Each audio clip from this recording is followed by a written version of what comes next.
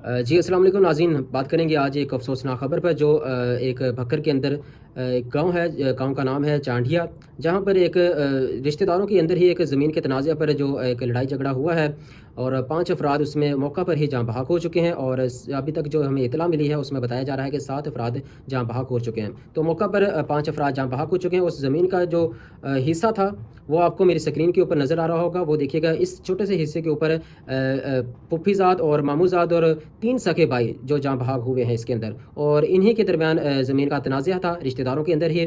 अगर इसका फ़ैसला पहले ही किया जा चुका होता ज़मीन का, तो शायद ये आज जो 7 लोग जाँ बहक हो चुके हैं भक्कर के अंदर, जो इस टाइम भक्कर की जो फ़िज़ा है सोगवार है, तो शायद ये आज ये कत्ल की जो जितने हो चुके हैं 7 अफ़राद जो अभी तक बताया जा रहा है कि जाँ बहक हो चुके हैं, शायद इसका जो ज़मीन का फ़ैसला था टाइम से पहले किया जाता तो बेहतर होता।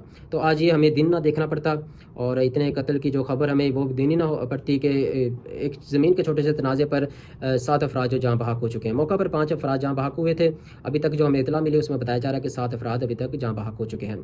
तो देख लें नाज़रीन, जो पाकिस्तान की सूरत हाल है और लालच और रिश्तेदारों के अंदर ज़मीन के तनाज़ात पर छोटे से ज़मीन वहीं पे ही रहती है और जो रिश्तेदार होते हैं और बहन भाई होते हैं और ये बस इस दुनिया से साथ छोड़ जाते हैं। जिसने हमारा साथ देना होता है, ज़मीन वहीं की वहीं होती है। ज़मीन देखा जाए तो इस मामले के ऊपर ज़मीन ही जीती है और लोग तो नहीं जीत सके इस ज़मीन के ऊपर। इस ज़मीन के अंदर अब लोग चले गए हैं जो ज़मीन के लिए लड़ रहे थे और वो भी रिश्तेदार थे आपस में। तो कितने ख़ानदान उजड़ गए होंगे वहाँ पे और कितने बेवा औरतें कितनी बेवा हो गई होंगी, बच्चे कितने यतीम हो गए होंगे वहाँ पे। तो जो अभी तक सूरत हाल है वो आप तस्वीरें देख सकते हैं, ज़मीन की तस्वीर देख सकते हैं जिसके पे ऊपर जो तनाज़ा हुआ जो इस टाइम इस छोटी ज़मीन के टुकड़े के ऊपर जो हिस्से के ऊपर जितने अफराद कत्ल हो चुके हैं, ये भी आप ज़मीन की तस्वीर भी देख सकते हैं और जहाँ पाक अफराद की भी तस्वीरें हैं वो भी आप मेरी स्क्रीन के ऊपर देख सकते हैं। और देख सकते हैं कि ये बस सोचा जाए तो ये पहले ही फ़ैसले किए जाने चाहिए। जो अगर ये अदालतों में फ़ैसले हैं या ख़ानदानों में, तो बच्चे बड़े होने से पहले पहले ये फ़ैसले कर देने चाहिए थे, तो जो भाई या सगे मामूज़ाद भाइयों से लड़ाई ना करनी पड़े। तो ये जो ज़मीन के फ़ैसले होते हैं ये टाइम से होने चाहिए।